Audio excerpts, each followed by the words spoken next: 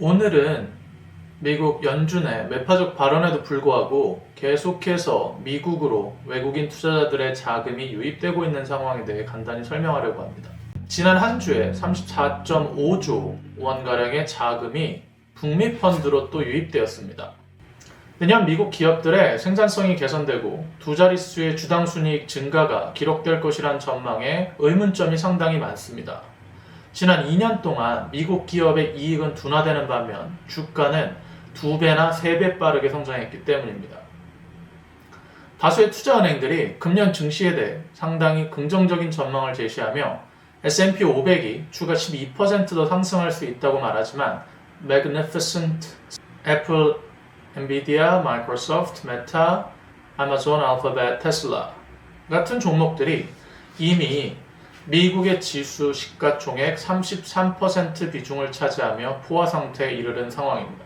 서유럽에서도 동일한 상황이 발생하고 있습니다. 14주 연속 주식펀드 자금이 유출되고 있는데 지난주 5억 달러가 유출되면서 큰 폭은 아니지만 서유럽 자금까지 북미로 흘러가고 있습니다. 시장은 유럽의 금리가 인하되면 증시가 10% 상승할 여력이 있다고 말했지만 선진국 시장은 금리 인하와 양의 상관관계에 있지 않습니다. 간단히 말해서 금리를 내린다고 주가가 오르지 않는다는 겁니다. 신흥국 역시 3주 연속 자금이 유출되고 있는데 지난주에 대략 원화 2.8조 원 규모의 유출이 발생했고 아무래도 생산기지 역할을 하는 아시아 신흥국들의 증시가 많이 위축되고 있는 상황입니다. 인도와 브라질은 사상 최저 수준으로 환율이 하락했습니다. 내년 중국 GDP가 4% 성장률에 머물 것이라는 전망이 나오고 있는데 예전 8%의 성장률을 보이던 중국에 큰 변화가 생기기 시작할 것 같습니다.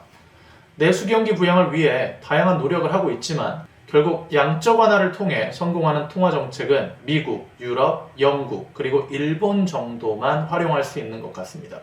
다음은 글로벌 경제 현황입니다.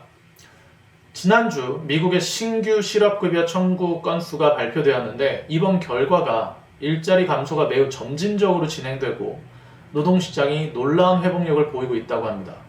지금 미국은 고정이율 모기지가 7%에 가까운 상황임에도 불구하고 건설과 거주용 부동산 시장에 큰 하락이 보이지 않고 있습니다.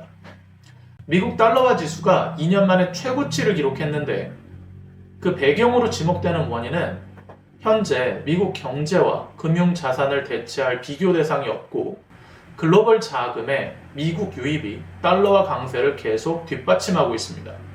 게다가 유럽 가스 가격이 14개월 만에 최고치를 기록했는데 우크라이나를 통해 러시아 천연가스 수입이 중단된 원인도 있지만 역내 재고가 빠르게 소진되는 가운데 유럽의 한파가 지속되며 가스 가격이 상승하고 있습니다. 우크라이나 에너지 장관은 러시아산 가스의 유럽 공급을 중단했다고 발표했는데 전쟁 이후에도 가스 공급을 이어갔지만 2025년부터 러시아의 주요 수입원을 막기 위해 더 이상 이를 허용하지 않겠다는 성명서를 발표했습니다.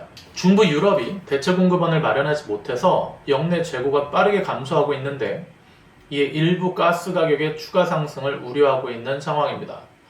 최근 가스 가격은 저점 대비 50% 이상 상승한 상태입니다. 그래서 미국산 가스의 유럽 시장 점유율이 더욱 늘어날 전망입니다.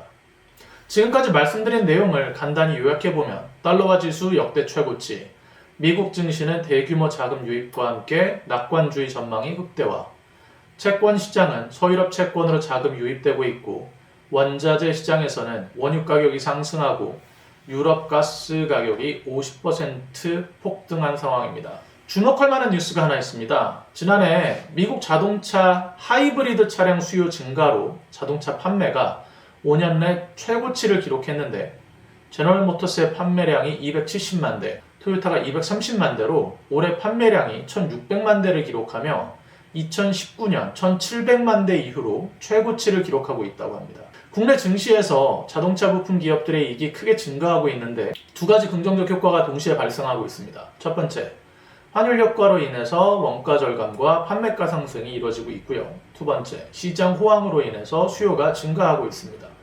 확인해본 결과 독일의 BMW 그리고 Mercedes-Benz 주식도 상당히 저가에 거래되는 것 같습니다. 국내 자동차 부품 회사 중에 이익이 빠르게 증폭되는 기업들을 찾아보시기 바랍니다. 자동차 부품 회사 중에 이익성이 낮고 매출 규모가 크며 세계 시장에서 다양한 자동차 메이커들에게 부품을 공급하는 회사를 찾아 투자한다면 분명히 좋은 기회가 있지 않을까 싶습니다. 감사합니다.